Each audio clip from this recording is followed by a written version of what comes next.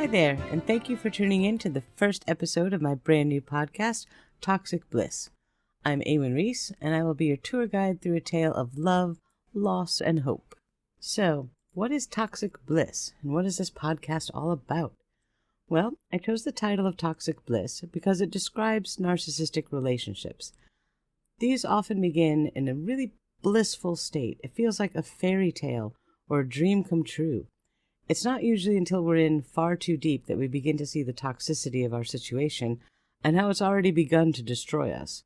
In many cases, the relationship has multiple personalities of its own. The good times, personality A, are so good, truly blissful, and the bad times, personality B, are so bad that it can become a personal hell in the truest form. The cognitive dissonance that this creates makes it challenging, if not impossible, to leave the relationship and seek healthier ground. The discussion surrounding narcissism is becoming more mainstream, and there's a wealth of information out in the world about the disorder and its diagnosis, but what seems to be lacking to me are some of the deeply personal stories from survivors of narcissistic abuse. This podcast will highlight one of those stories, mine.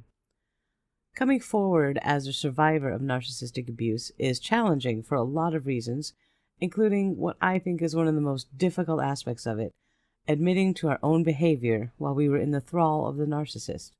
This is a really touchy subject to talk about, and I want to make a few points about it before we begin. It's important to understand that someone who is deeply under the spell of a narcissist is not in their right mind. They do and say things that they would never normally do, and the weight of regret is really powerful. Although this does not free them from the consequences of their actions, a certain amount of compassion should be applied. And I'm going to tell it like it is. I'm going to be straight with you and tell you right now that I did a lot of things that I am really ashamed of. Some stupid, hurtful, foolish things that caused a great deal of stress to many people in my life.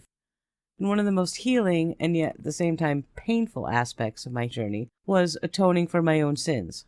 And that'll be a big part of this story. I'm not going to give you a lot of excuses or try to justify my behavior. I was an idiot, plain and simple.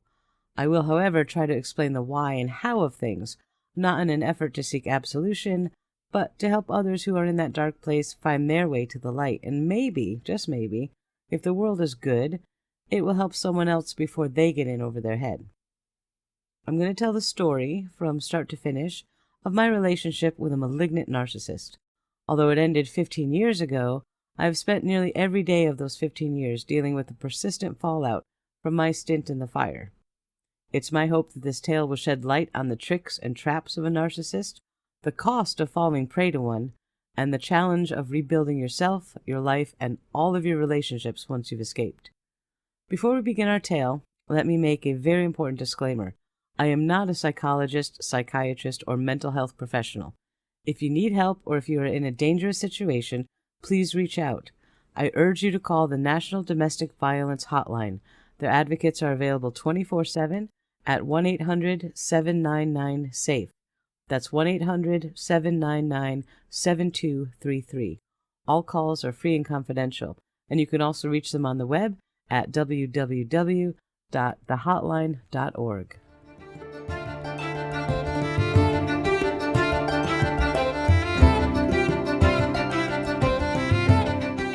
With all that said, let's get into it. And to set the stage properly, I was married at the time of this tale, and although our relationship had come to a close for a lot of reasons, as is often the case for those who marry very young without a lot of real-life experience behind them, there wasn't any hostility or animosity to speak of. We were still living together as our financial situation dictated, but it was comfortable and peaceful, and there weren't any great rush to head out our separate ways at the time. So, in the fall of 1999, my daughter began kindergarten, and I found myself with an awful lot of free time during the day, and not a lot to fill it with. A friend of mine had hooked me up with a computer, and I had contented myself with a few little video games and things. And I got one of those free internet trial CDs in the mail, remember those? And I decided to have a look at it. So I installed the program, logged in, and discovered the joy and terror of AOL chat rooms. And my life would never be the same. These were the days before YouTube, Skype, and Facebook. We didn't even have MySpace then. How did we survive? Local denizens of the chat rooms were a pretty curious lot. We would share wave music files to play for each other's in the rooms. We would compete for the best-looking profiles, and we talked to each other without any distractions for hours on end. For me, a bored stay-at-home mom, the internet was a welcome distraction and a fun new way to meet people and make friends. In real life, I'm a little shy, maybe a little introverted, but in this new environment, shielded by the veil of anonymity, I was outgoing and engaging. I made friends really quickly and easily, and I had a lot of fun. Eventually, I started my own chat room, preferring one dedicated to more focused conversation that involved my favorite areas of study at the time, which was Celtic history, language, culture, mythology, and a few friends and I were learning Welsh together in the chat room, and it was a really glorious time. A new person had joined our chat room and became a regular visitor. She didn't seem really interested in learning Welsh, but she was funny and she fit in all right. She started to send me messages outside of the chat room to talk about random things, and these were called IMs, or instant messages. I was a little annoyed at this because I was really focused on the group discussions that we were having in the room, and I mentioned to her more than once that this made it hard for me to concentrate. I couldn't handle the multiple conversations. And even nowadays that seems silly because we all have all of our multiple chat platforms running and our messengers and YouTubes and live streams and Twitch, and it's all running concurrently. But back then, it was still a new skill that we had to develop. So my friend Earth Peach, with her lovely lilac-colored font, continued besieging me with private messages every day. As soon as she'd log in, or as soon as I'd log in, the message would pop up on the screen without fail. So one day I tried a different tactic. I simply ignored her messages while we were doing our daily Welsh lesson, and I figured I'd reply to her when we were done, and maybe she'd get the hint. Oh dear, was I ever wrong about that? And here comes the first red flag that I was too young and too naive to understand. About halfway through our conversation, Earth Peach logs out as I simultaneously hear the usually exciting "You've got mail" sound. But I didn't get too excited this time. I checked my email, and it was, as expected, a furious rant from Earth Peach about how ignoring friends is a good way to lose them, and I should be more sensitive, and she had something very important to talk to me about, but I was just too busy with my other friends for her. How could I dare? I read the email over several times, blinking mindlessly at the screen, and at first I was really upset, and I felt really guilty about it. How could I have mistreated my dear new friend so badly? Surely I could learn a language any time I want, but she actually needed me, and I had let her down. I resolved to be a better friend, assuming she may never talk to me again. And I didn't reply to the email, because I didn't really know what to say, and I'm sorry sounded a little trite in my head. So instead, I just watched the screen all day, hoping that, I'd hear that specific sound that lets you know when a friend has logged on, but it never came. The next day, I woke up, got my daughter off to school, and raced back to the computer to see if Earth Peach had contacted me yet. There was no email, and their name was not showing on my friends list. I was pretty sad. I wrote her a long email explaining that I hadn't meant to hurt her, and I looked forward to speaking to her soon, and I would do better at prioritizing our conversations over other things. I apologized very sincerely and hoped that she would accept it. It was 2 days later before I heard from her again. The very second that I logged in that morning, a private message from her popped up on my screen. "Hi," was all it said. And I replied back with a hi of my own, not sure what to expect from this conversation. The next line that came from her was, "I got your email. Thank you for apologizing."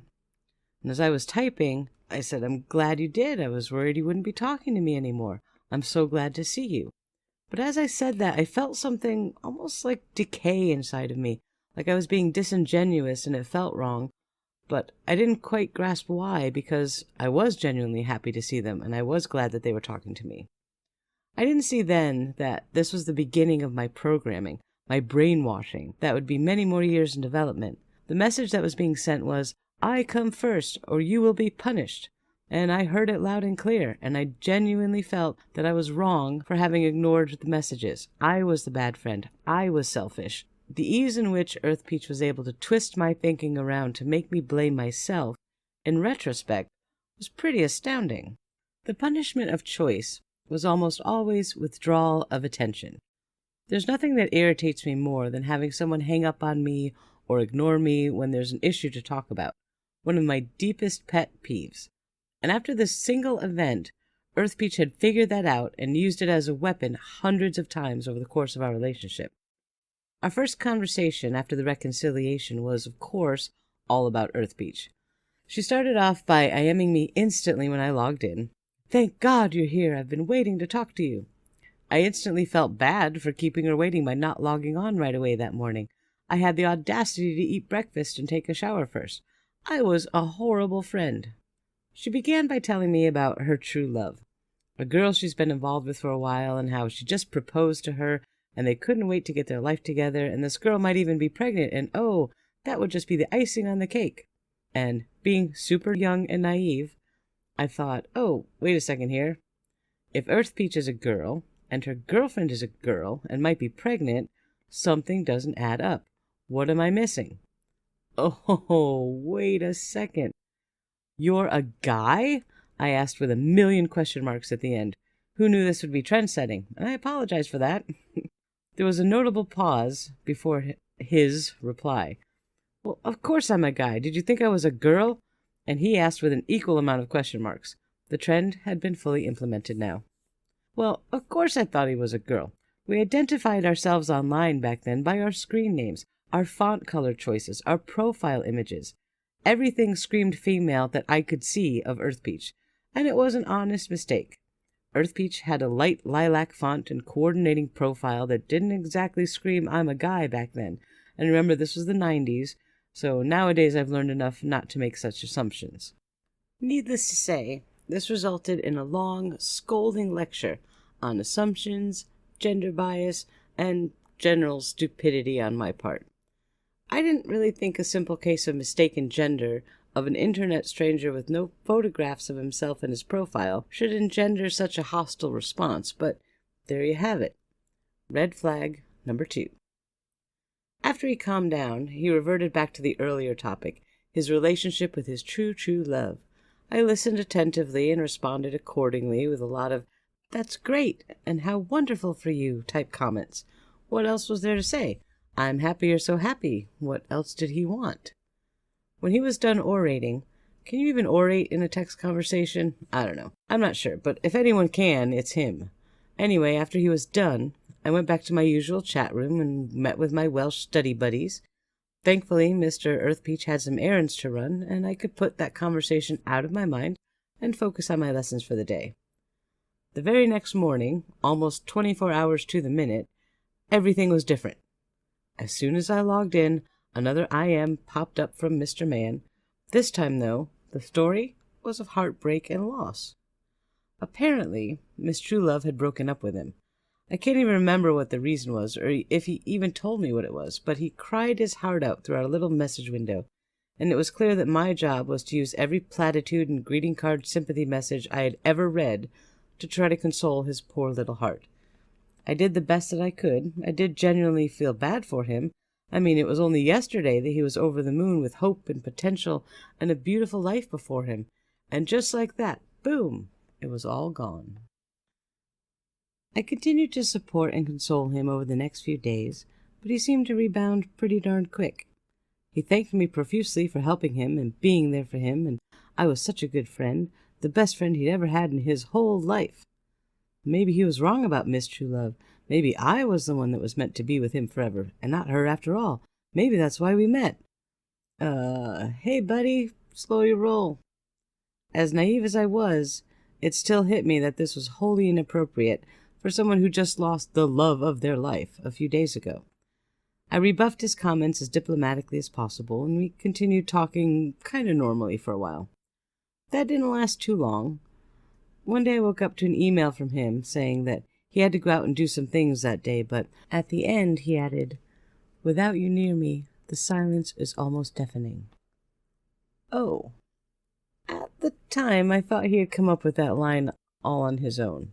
I didn't know it was a quote he had heard somewhere before and had saved for just such an occasion, but it struck me as profound and real. I was easily impressed and very impressionable back then. But I will never forget the moment I read that email. No one had ever said anything like that to me before. I found myself distracted for the rest of the day. I couldn't stop thinking about the email, wondering when he was going to log on again, when we could talk again. I couldn't concentrate on my lessons, and I had actually almost forgotten to meet my daughter at the school bus. I made it in time, but just barely.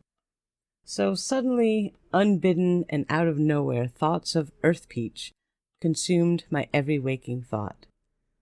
The next time we spoke via instant message online, we decided to switch to phone conversations. This was the first time I had ever talked to someone from the internet, and I was extremely nervous. But his voice was sweet and pleasant and unassuming. I felt calm within just a minute of talking with him. Our first conversation lasted several hours, which flew by. I learned a lot about him and started having that almost but not quite nauseating butterfly sensation in the pit of my stomach. It was a bit overwhelming, to be honest.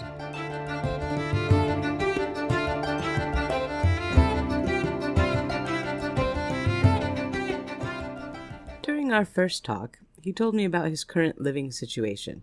He was living in another state with his ex-wife. She was in the Navy and was out to sea for 6 months of the year, so they shared a 3-bedroom apartment. He took care of their daughter, who was coincidentally the same age as my daughter, while his ex was at sea, and it seemed like a decent logical arrangement, not all that different from my own. I could relate to it, and it made sense at the time. I didn't get a chance to share too much about myself during our first actual talk, because he was just so, talkative. The next few conversations were pretty much the same. After a week of chatting several times a day on the phone, I knew his entire life story from birth to current day. I wasn't sure yet if he even knew my first name, but that was okay. We'd get to me eventually, right? The love-bombing phase of our relationship was in full swing, and I was eating up every single second of it. He was exceedingly attentive. He showered me with attention, constantly telling me how much he missed me in the small breaks between phone calls or instant messaging sessions or emails. He would tell me how much he wanted to meet me and how happy he was since we met. After a week or so of these heavy, intense diatribes about his life, he began asking about mine. These were strange talks because he would ask something like, "Where did you go to school?" But before I even finished answering, he was on to the next question.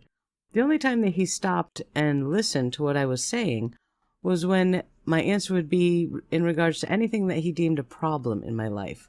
Like, if my daughter was being a fussy eater, he'd have 10 different solutions that worked for him.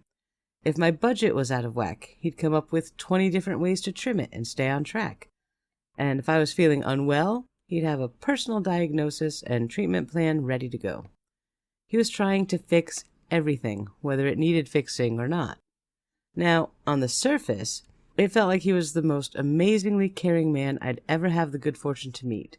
He wanted to swoop in and fix my entire life. Whenever I had a problem with anything, I could go to him and he alone, could fix it. If I just listened to him, my life would be truly glorious. He alone, could take care of me. Let me break from the narrative to wind up this episode with some commentary from adult me. I'm a Leo. I'm an incredibly headstrong and not shy away from challenges type of person. I was never fearful, even at a really young age. I was even a bit of a risk taker. At the time of the story, I wasn't particularly scared or depressed or even felt that I needed anyone in my life to make anything work. I was comfortable with my situation and everything was all right. But having someone rush into my world and cradle me like a babe in arms and want to fix everything and take care of me, well, that was a novel idea that I fell for, hook, line, and sinker.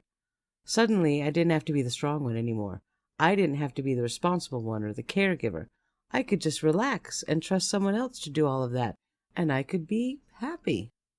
The pull of that was too powerful for me to ignore. It was one of those things that I didn't even realize I wanted until it was offered to me. And then, by then I couldn't look back. I ran toward it, full steam ahead. Before I met him, if a man had called me baby, I'd usually shoot them a look like, "Watch it, pal." I was no one's baby. I was confident and fully entrenched in my own sense of power. I did not want to be babied or coddled in the slightest, and resented anyone that tried. Until I met him, of course. But when he called me baby, I would melt into a puddle of goo. He had this saying that he used whenever I was having one of those moments. He'd laugh and say, "Just like butter, baby, just like butter." I can't say it quite the way he did, but I loved it, and it was so true. The love bombing was complete. I was utterly, completely ensorcelled by him, and I hadn't even seen a picture of him yet. I'd asked for one many times, but there was always a reason why he didn't have one. But remember, though, back then, getting a picture on the internet to share wasn't a simple thing. You had to take a picture with a camera that used actual film, and then you'd have to have the photos developed and put onto CD, and assuming you had a CD-ROM drive, you could upload it. Unless maybe you had a scanner, but those were still really new and really expensive. So it was understandable that he didn't have a picture online. But I'd asked him to mail me some, if he could. I wasn't really concerned that he wouldn't be my type. By this point, he could have been a 3-foot-tall troll with a foot-long nose, and I wouldn't have cared. I was absolutely smitten. But I still wanted to see what the man of my dreams looked like, and he kept promising to get some pictures in the mail, but they never came. And I mention the pictures here because any sane, rational person would say, you can't fall in love with someone you've never met or seen before. But perhaps that statement should be more that you shouldn't fall in love with someone you never met. Not that you can't. You can, I assure you, though I definitely don't recommend it. And that brings us to the end of episode 1 of Toxic Bliss. Next time we're going to venture forward in the relationship to where we begin to formulate a plan to meet, face-to-face, in person, for real, and how that plan gets terrifyingly railroaded, and the stupid decisions I make as a result. Until next time, take care.